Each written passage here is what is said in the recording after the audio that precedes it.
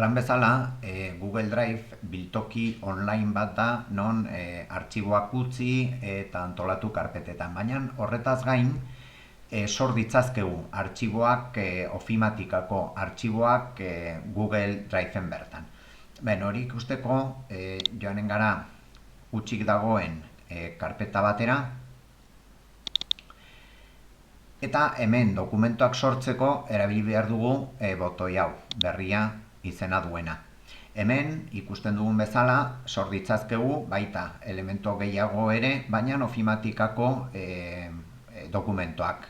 Testu dokumentoak, kalkulo horria, aurkezpena, baita ere inprimakiak, marrazkiak, Google Sites bat, baina hitz eginen dugu pixka bat ofimatikako dokumentuen inguruan.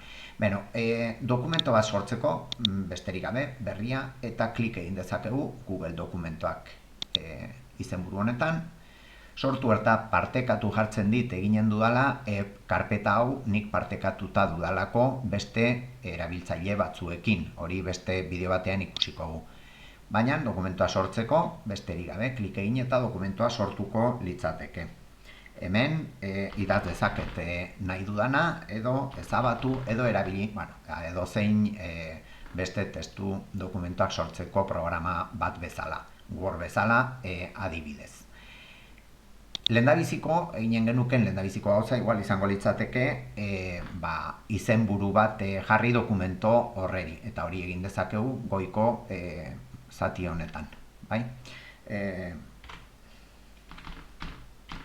Adibide, jarriko diot, adibidea, besterik gabe horre ukitzeko, eta behin izten dugunean ikusten dugu sortu dela.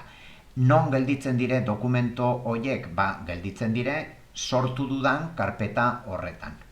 Beti ere, baldin badut editatzeko baimena, baina printzipioz neria baldin bada karpeta ukiko dut, eta ez banu sortuko litzateke nire unitatean. Baina printzipioz beti erabiliko duzu, normalean erabiliko dituzue karpetak non editatzeko aukera duzuen. Eta hor geldituko litzateke sortutako dokumentoa.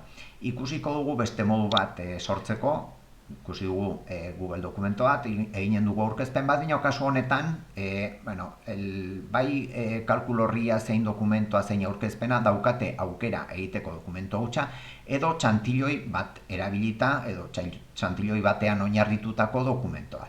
Google aurkezpenaren kasuan eginen dugu horrela, gauza bera, sortu eta partekatu, eta hemen txantiloi batzuk jartzen dizkit. Erabildezaket horietako batean, gutxik dagoen bat, edo besterik gabe sortutak dagoen bataren bat. Kaso honetan, erabiliko dugu, ez dakit, presentazion fitxa. Klik egin eta sortuko litzateke, jartzen dio zeukan izena, eta hemen txantiloia denez, ditugu diapositiba batzuk ja eginak erabiltzeko moduan, eta aurkezpen hau ja neria izango litzateke kasu honetan. Izenburua jarria du, baina nik noski beste izenburu bat jartzen aldiot hor klikatu eta hautatu. Kasu honetan, adibide bi.